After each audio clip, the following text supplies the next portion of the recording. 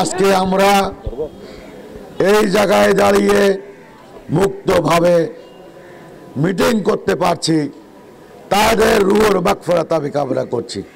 আল্লাহ রাব্বুল আলামিন তাদের জান্নাতবাসী করুন। আমিন।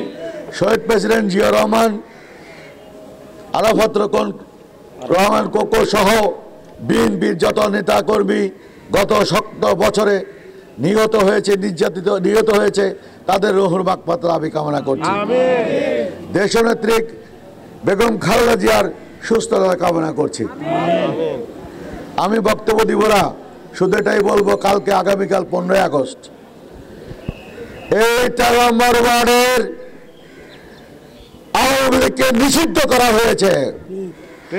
13 নম্বর ওয়ার্ডের কোন জায়গায় আওয়ামী লীগ যদি কোনো মিটিং করার দুঃসাহস করে, আমাদের নেতা কর্মীরা সেই জায়গায় যে তাদেরকে বার বেড়ে হাত পা বেগে তাদেরকে প্রশাসনের হাতে।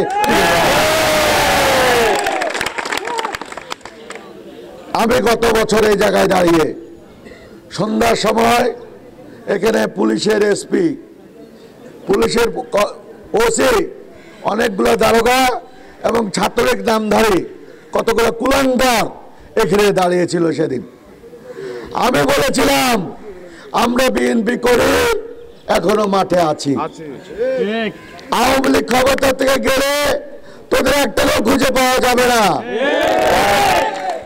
আওয়ামী লীগ ক্ষমতা থেকে শুধু একাই, তাদের নেতা নয়, খোদ শেখ হাসিনাই দেশ ছেড়ে পালিয়ে গিয়েছে।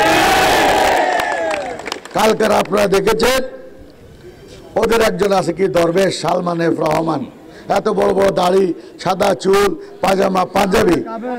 এই বেটা কালকে সমস্ত দাড়ি কেটে চুলে কালি লাগাইয়ে বস ফেলে দিয়ে একটা লুঙ্গি পরে একটা গেঞ্জি গায়ে দিয়ে পালিয়ে যাচ্ছিল। তাকে লোকজন ধরছে। তারা বড় বড় নেতারা যেভাবে ছদ্মবেশে লুকিয়ে ইন্দুরের গর্তে ঢুকেছে, পালিয়ে যাচ্ছে, জনগণ ধরে তাদেরকে তুলে দিচ্ছে। আমাদের এলাকায় যদি কোনো নেতার সন্ধান পান যে ওই জায়গায় আমলকের অমুক নেতা আছে, আমাদেরকে বলবেন, সবাই মিলে যে ওই ইন্দুরের গর্ত থেকে বের করে তাদের প্রশাসনের হাতে আমরা তুলে দিব। এখনো ঘাপটি মেরে দুই একজন যারা চেলাচামুন্ডা আছে তাদেরকে সাবধান করে দিতে চাই, কোন রকম কিছুকে পারলে এবার কিন্তু মাফ করবো না, মাফ করা হবে না। আমি আবার বক্তব্য দীর্ঘায়িত করবো না।